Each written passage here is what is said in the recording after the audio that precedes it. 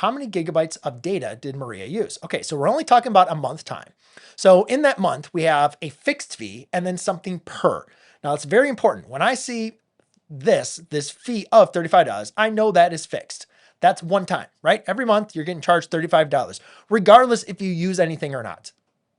When I see the word per, that tells me multiplication. You can use the dot or the X, right? That is, I'll just write it out, multiply. Well, what are you going to multiply? You're going to multiply $12 times every gigabyte. If you use 1 gigabyte, that's $12.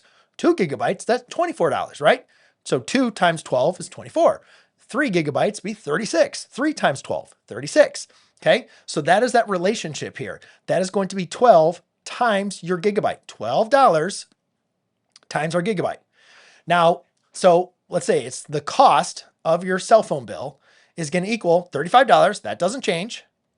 Plus $12 per gigabyte. Okay. But now here, what they're asking is they say, hey, her bill was actually $131. And what we want to know is, well, how many gigabytes did she use? So we're just going to replace C or cost with 131. I'm just going to drop the dollar signs just so we can go and solve for G. And that's going to be minus say 12G. Okay. So now we just need to go ahead and solve. Now, again, it's big numbers. You might have a calculator, but I'm just going to kind of work through things. A 35. So notice that my 35 is being added to my G and I multiply 12G. Some students don't like writing like this. So that's fine. Write it like this, 12G plus 35. Oh yeah, you're adding the 35 to the G.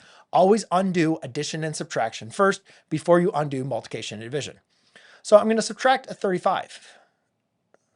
Okay. And from here, guys, I wrote that bad, really bad. 131 minus the 35. Guys, what is 130 minus 30? It's 100, right? 130 minus 30 is 100.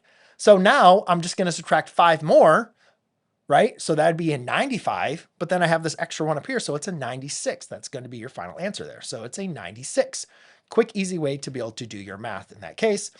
And then I have 12 times G. So I need to undo multiplication by 12. So I'm going to divide by 12 on both sides. I know 8 times 10 is going to give me 80, leaving me with a remainder of 96 minus 8, or not a remainder, but a difference of 96 to 80 is 16, which I could just multiply 2 more times. 2 more times. Oh, I was thinking of 12. Yeah, so that would give me 8 times 10 will give me 80, but I'm not multiplying by 8. I'm sorry, I was doing the wrong way. 96 divided by 12 is going to be, 8. Yeah, the answer is 8. I don't know why my explanation was getting so far off. 8 is going to be your number of gigabytes, which is going to be your answer B. So I'm just doing the math mentally. Yes, I see 8 works because 8 times 10 is 80. 8 times 2 is 16. 80 plus 16 is 96. That's what I was thinking my way through. So sorry about that.